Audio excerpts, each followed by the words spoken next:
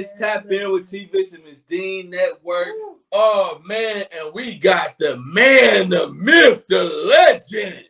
Oh, man, Freeway Ricky Ross, what's up with you, man? Oh, man, what's going on? Man, it's all good. It's all good. I can't complain at all. Life is wonderful.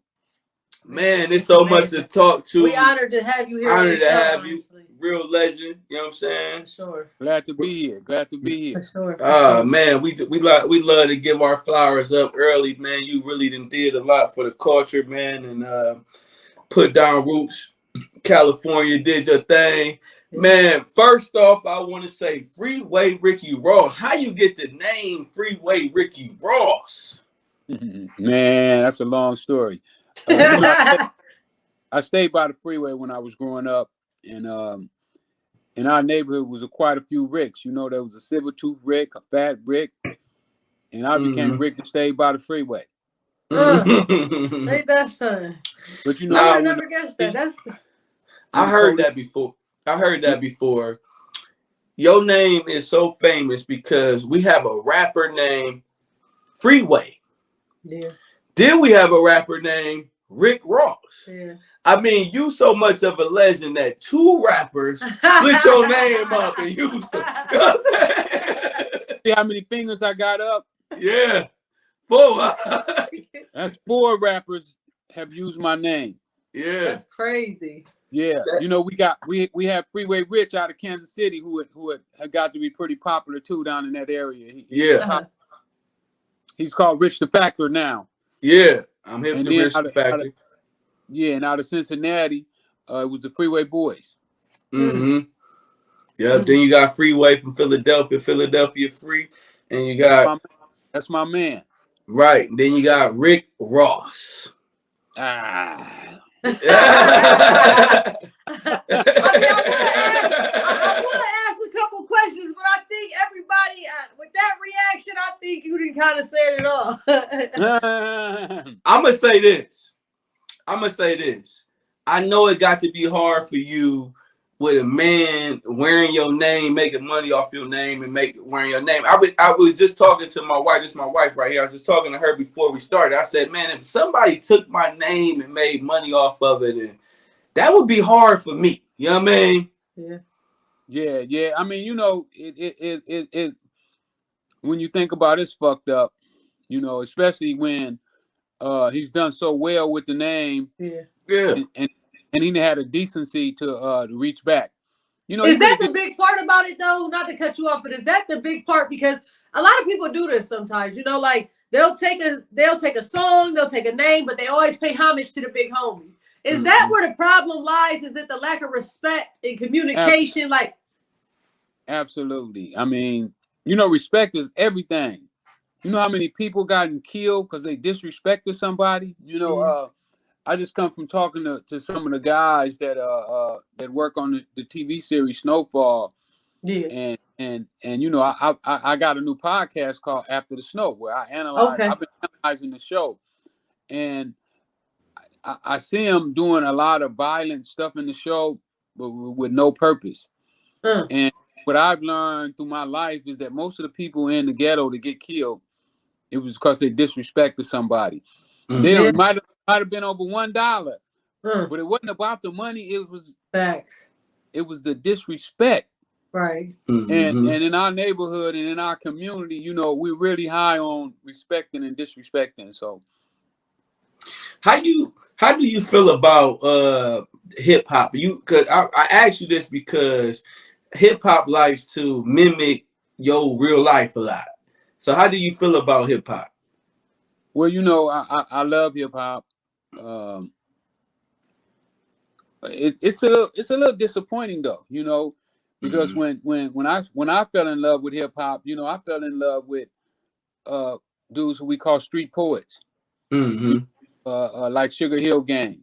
You know, they were really talking about what was going on in the hood, and now, you know, it's like who can sell the most dope, who can shoot the most people, you know, who can knock off whose girlfriend the most times and how many people girlfriend. You know, it wasn't about the disrespect back then. And now, you know, and I just got finished talking, and this is not a, you know, there's something that I plan to talk about disrespect, but you know, there's so much disrespect in hip hop right now.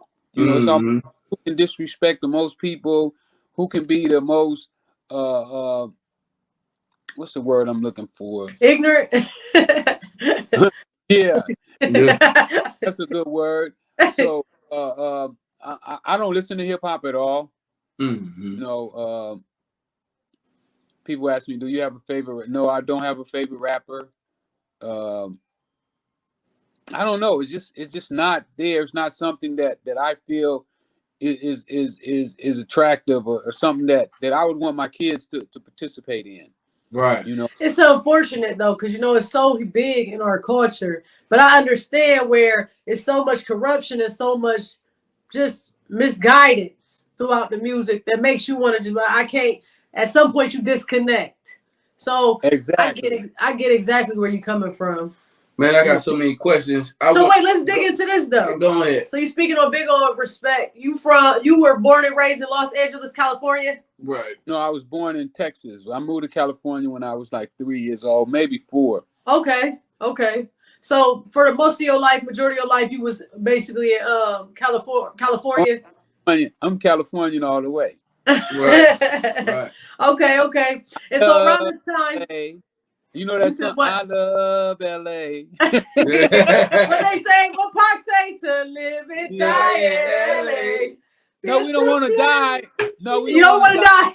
No, we don't want to die. We just want to live. You just want to live. I want to live.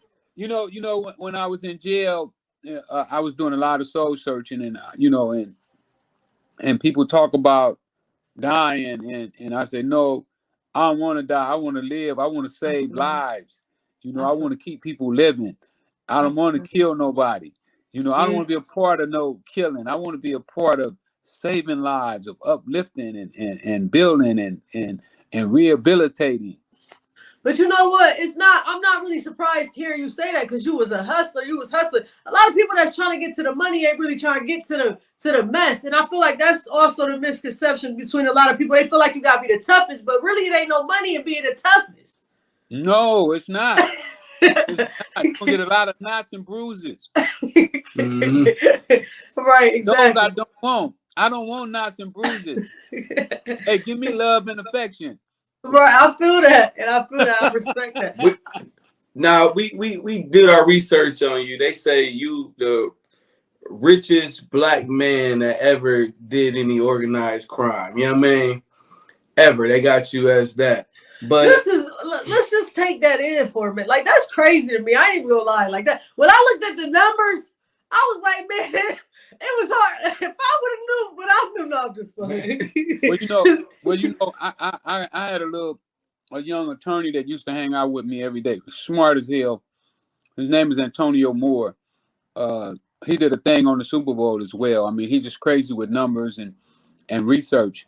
And what he told me is that in 84, 85, when I had my best days, that I could have been the richest man in America. That I was taking in more money on a daily basis than Walmart was taking. And now that just hit me on a different level, because now that was then. Yeah. That's crazy. That's like Mansu Musu. You hip to him? Over in Africa, he was like the richest man that ever walked the earth. But they don't really talk about him over here because they don't share that light of us being kings and queens. They like to share us as being slaves and servants. But absolutely. Well, I think that's amazing, to be honest. But see, I got a question in this. So you a man that grew up in Los Angeles, California, and you end up running a business that make more money than Walmart at the time. I mean, what was your mind state? Did you want to get that big? Did you want to do it like that, or what? Well, how did this happen? You know, when I started, I wanted $5,000. What? I wanted. Quit playing.